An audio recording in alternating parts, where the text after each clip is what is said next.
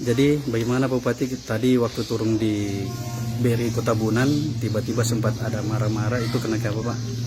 Jadi gini, saya tadi kebetulan kunjungan dengan Pak Kapolres setelah habis apel untuk operasi lilin 2020 Ya.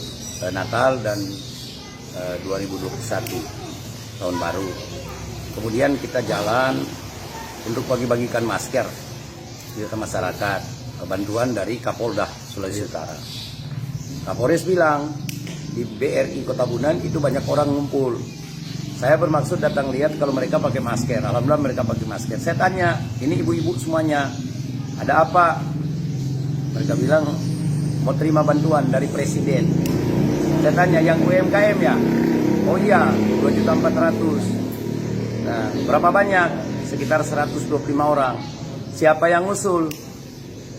Nah ini, yang finance, yang Estadana, kebetulan berdampingan langsung dengan BRI. Saya bilang, kenapa dia yang ngusulin? Oh iya Pak.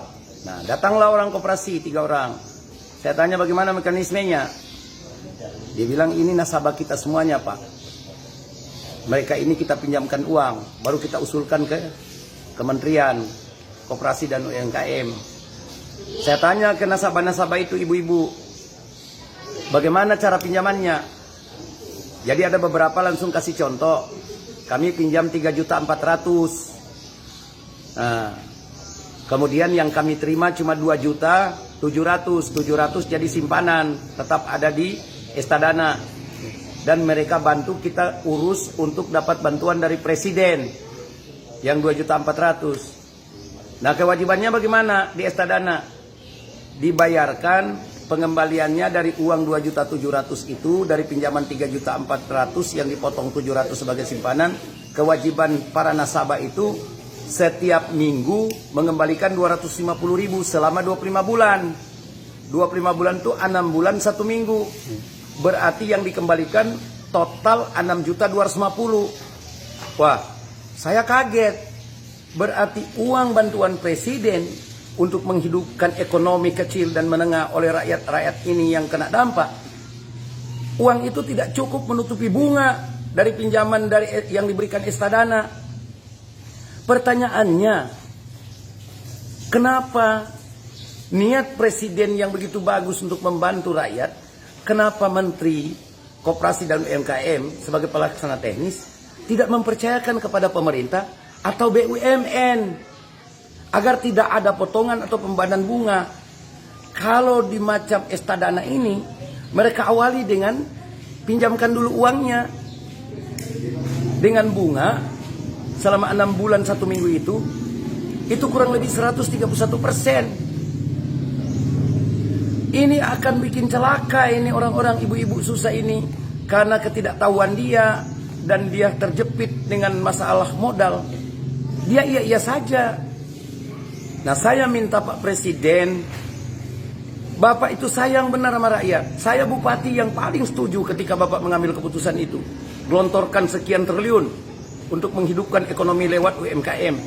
Karena UMKM itu menampung kurang lebih 80 sampai 90% tenaga kerja. Ini satu cara yang bagus.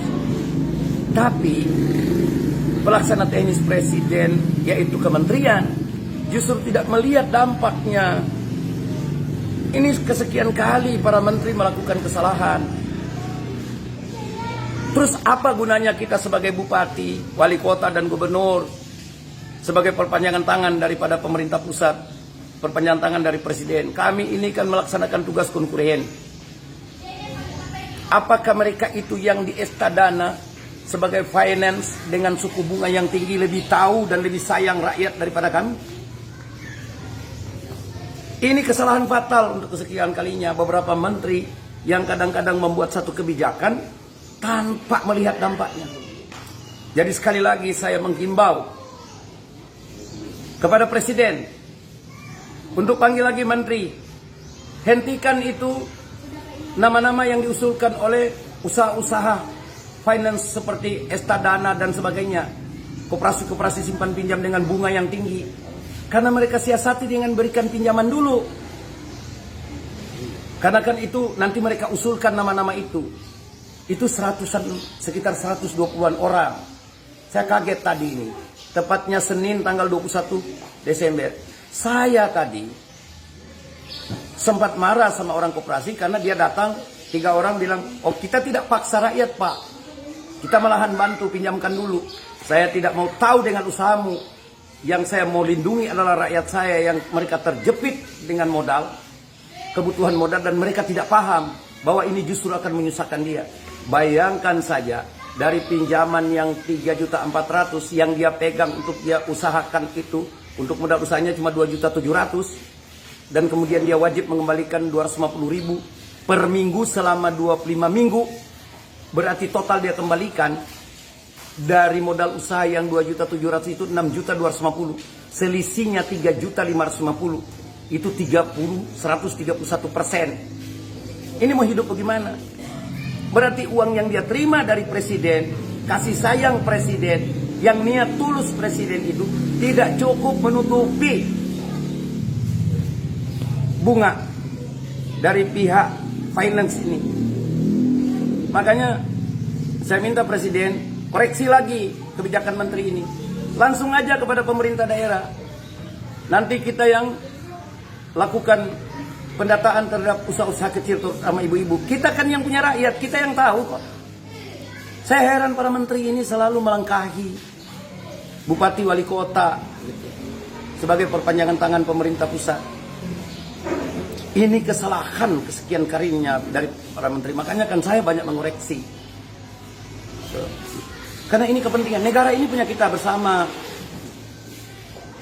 Makanya saya selalu bilang, belum tentu orang jadi menteri itu lebih paham tentang persoalan di daerah. Kita di daerah yang lebih tahu.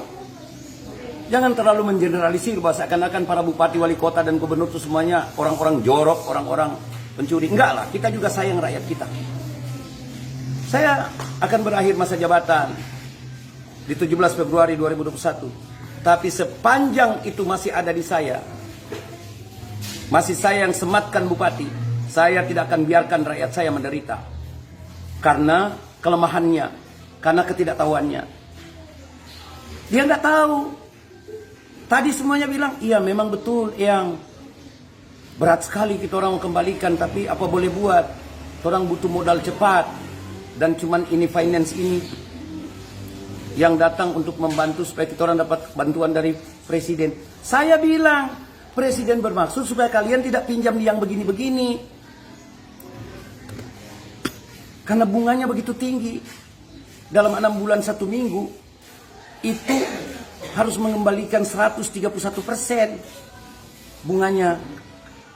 Kur saja cuma 0,9% di bank-bank pemerintah dan bank yang ditunjuk. Asli rakyat kesulitan untuk mengembalikan pinjaman pokok dan bunga. Apalagi dengan begini. Sekali lagi saya minta, Presiden, mohon maaf, saya mengagumi Pak Presiden. Langkah pikir daripada Pak Presiden mencintai rakyat Indonesia yang dalam kesulitan akibat COVID-19. Jangan nanti ini Bapak mendapatkan laporan-laporan yang baik. Ini contoh, salah satu contoh di Bolak Mongondo Timur. Saya tadi tidak sengaja sebenarnya, kebetulan diajak Kapolres ke situ melihat orang yang pakai masker. Setelah ditanya ternyata menerima bantuan, tapi diurus, difasilitasi oleh finance yang namanya Estadana itu, yang sudah duluan meminjamkan uang ke rakyat dengan bunga yang tinggi. Jadi itu yang bikin saya naik pitam nih. Sampai sore ini saya masih marah sekali itu. Saya tidak mau tinggalkan rakyat saya sebentar. Mereka itu menangis karena terlilit hutang. Tugas kita bagaimana menjadikan rakyat bahagia, bukan harus kaya. Bagaimana rakyat bahagia? Rakyat bahagia itu bukan kaya, tapi dia mampu untuk menyelesaikan permasalahannya hari ini, dan dia mampu untuk memenuhi kebutuhannya hari ini. Karena tidak ada satu kepala pemerintahan dari zaman Nabi Adam sampai sekarang yang mampu membuat rakyatnya semuanya kaya. Tapi yang kita bisa upayakan membuat rakyat kita bahagia. Dan saya melihat itu yang diinginkan oleh Pak Jokowi. Jangan nanti keinginan Pak Jokowi itu disalah artikulasikan oleh para kabinetnya. Yang akhirnya uangnya nyasar, tidak ada manfaat buat rakyat. Itu dari saya. Saya